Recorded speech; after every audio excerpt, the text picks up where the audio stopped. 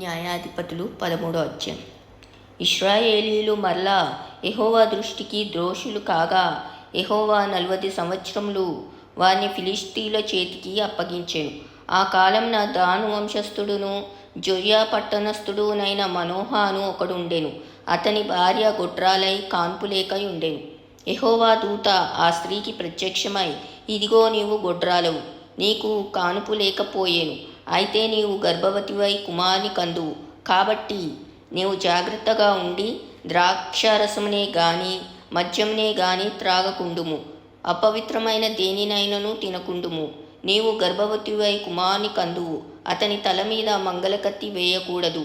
ఆ బిడ్డ గర్భమున పుట్టినది మొదలుకొని దేవునికి నాజరు చేయబడిన వాడై ఫిలిష్తీయుల చేతిలో నుండి ఇశ్రాయేలీయులను రక్షింప మొదలుపెట్టునని ఆమెతో అనగా, ఆ స్త్రీ తన పెనిమిటి యొద్దకు వచ్చి, దైవజనుడొకడు నా యొద్దకు వచ్చెను, అతని రూపము దేవదూత రూపమును పోలినదై మిక్కిలి భీకరముగా ఉండెను. అతను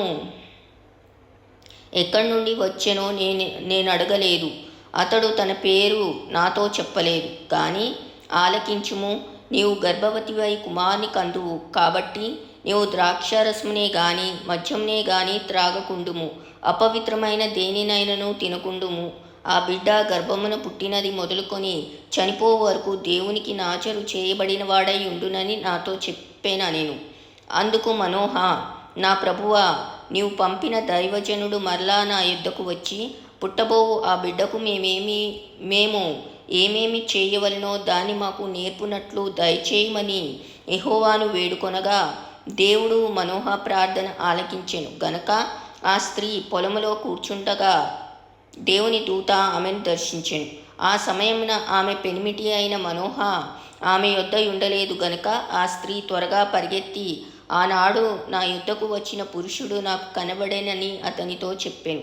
అప్పుడు మనోహ లేచి తన భార్య వెంబడి వెళ్ళి ఆ మనుష్యుని యొద్దకు వచ్చి, ఈ స్త్రీతో మాట్లాడిన వాడవు నీవేనా అని అతన్ని అడుగగా అతడు నేనే అనెను. అందుకు మనోహ, కావున నీ మాట నెరవేరునప్పుడు ఆ బిడ్డ ఎట్టివాడగునో అతడు చేయవలసిన కార్యమేమిటో తెలుపుమని మనవి చేయగా, యెహోవా దూత, నేను ఆ స్త్రీతో చెప్పినదంతయు ఆమె చేసుకొనవలెను.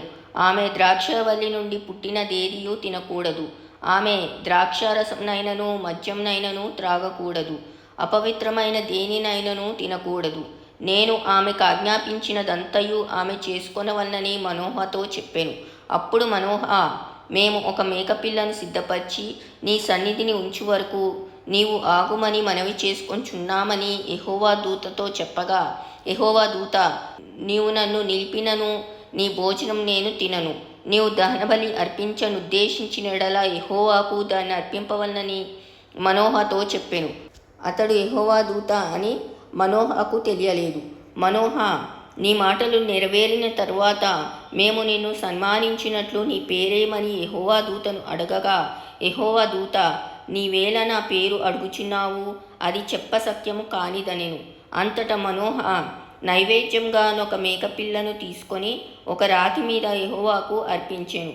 మనోహయు అతని భార్యయు చూచుచుండగా ఆ దూత ఒక ఆశ్చర్య కార్యము చేసెను. ఎట్లనగా జ్వాలలు బలిపీఠం మీద నుండి ఆకాశమునకు లేచుచుండగా యెహోవా దూత బలిపీఠం మీదనున్న ఆ జ్వాలలలో పరమునకు ఆరోహణమాయెను. మనోహయు అతని భార్యయు దాన్ని చూచి నేలకు సాగిలపడిరి. ఆ తర్వాత యెహోవా దూత మరలా మనోహకును అతని భార్యకును ఇక ప్రత్యక్షము కాలేదు.